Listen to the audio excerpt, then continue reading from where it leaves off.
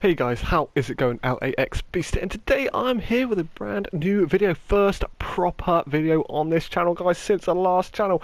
Hopefully you will enjoy it, guys. Today in this video I'm going to be showing you how you can win every single game of Fortnite. You win. No, this is not a lie, but you might not win every game of Fortnite. That will be pretty tough. No one yet, I think, has done it unless they've played one game of Fortnite and just managed to win it and they just kept their stats like that. But anyway, this video is going to be my top 3 tips. Very quick top tips on showing you how you can win every single game of Fortnite. If you want to see another video like this, make sure you drop a like and you are subscribed to the channel. Also doing a giveaway at 300 subscribers and a few more to come as well. So at 300 subscribers, I'll be giving away 1,000 V-Bucks worth of PSN codes, Xbox codes, Steam codes, Nintendo Switch codes, whatever it is that you have. But if we do when I stream, because I stream a lot, if we get 20 subscribers in a stream, then I'll be giving away an extra 1,000 V-Bucks worth of codes for every 20 we get in a stream, guys. Hopefully you do enjoy this video. It's the top 3 tips. You probably won't be able to win every game of Fortnite after you play this, but it's going to show you how I can properly increase your chances of winning every single game. So if you're looking for high kill games, then this probably isn't the video for you. If you're looking for higher stats, just better stats in general, and more wins on your record, then this is the video for you guys. Let's get into tip number 1. Okay guys, so for my first tip of the day, it is of course going to be picking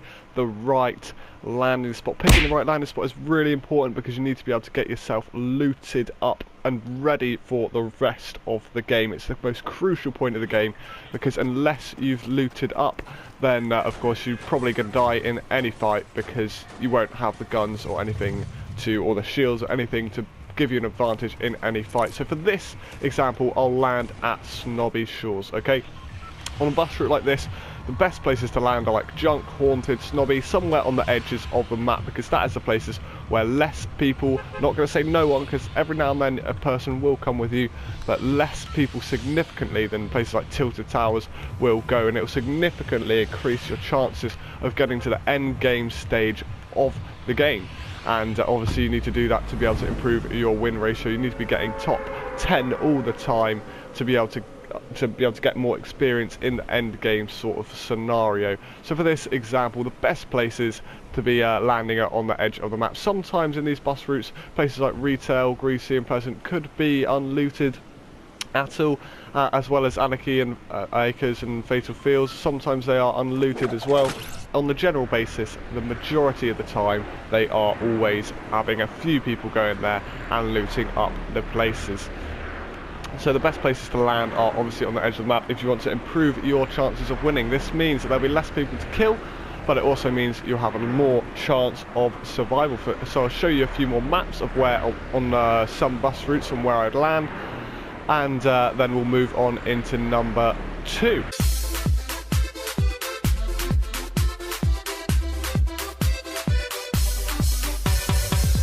So guys, my second tip of the day is going to be following the storm in and also sticking close to the edge of the storm. This is really, really important, guys, because if you go towards the middle of the zone, so for example on this map, if you go towards the middle of Loot Lake or towards Tilted or Pleasant Park, you'll be seeing a lot of players, and that means that you'll be able to be attacked by a lot more people and become sandwiched and maybe go into a 3v1 situation or a 2v1 situation where you're way more likely to die. And if you die, obviously that is going to make your win ratio a lot worse, guys. So that making sure you stick towards the edge of the zone is really important.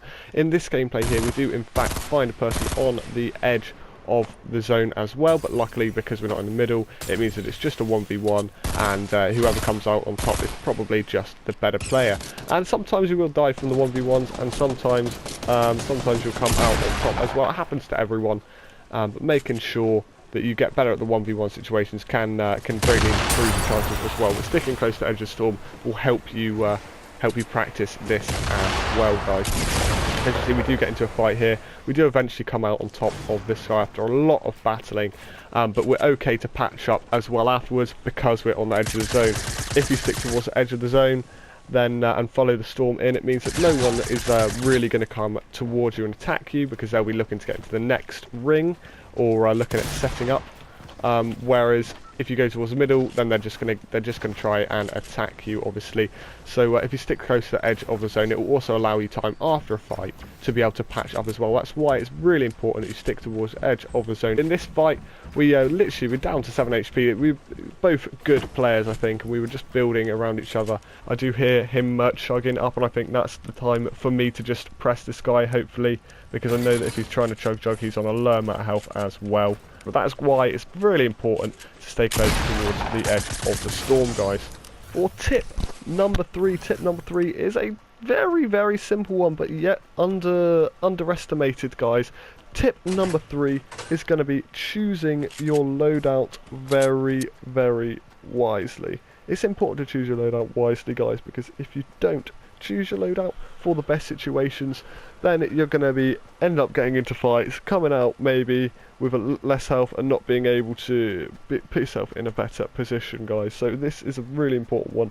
And on that note, I do advise you always leave at least 1 slot out of the 5 that you get. You know, 5 slots is not a lot, but at least use 1 up for carrying meds such as mini shields, big shields, chugs, bandages, and med kits, guys. Those are things, and slurps as well. And those are the things that will make sure that after a fight you have a little bit more chance of surviving the next one that you get into. The snipers and the rocket launchers I do consider to be special weapons that aren't necessarily needed, are lucky to find usually as well, and just had to have as 1 slot. As you can see, I'm carrying both a rocket launcher and a sniper here because I'm only using 1 slot for meds. But if usually you would carry 1 slot for meds, or 2 slots for meds, and 1 special weapon as well. But I always suggest that you carry an assault rifle type weapon, or maybe even an LMG or a drum gun, as there is, and also a shotgun for the close encounters, guys. Rocket launchers can be used as good close range weapons as well, but they can also harm you if you do shoot a rocket at the wall. And obviously you can blow up yourself from that as well. So using a shotgun is way more realistic and safe as well, I would go for. So you always leave a slot for something like that as well, guys. And making sure that you have meds as a single slot will mean that you'll be able to patch yourself up for the next battle as well. As you can see here, I managed to find bandages luckily, and a few apples so I could go back up to 100, which is really important for being in the next fight, getting up to the most health that you possibly can, guys. So tip number 3, choosing your loadout wisely. Thank you guys for watching. If you did enjoy the video, make sure you leave a like, comment, and subscribe to the channel. If you want to see more videos like this, make sure you leave a like, guys, and that will let me know you guys want to see more and more of this sort of stuff. If you did enjoy, leave me some suggestions of other tips that you have for people that will help them get more wins. Obviously, we're all trying to increase our win stats, but only 1 person out of every 100 or so every game will win. So thank you guys for watching. I'll see you in the next video or the next stream, guys. Peace.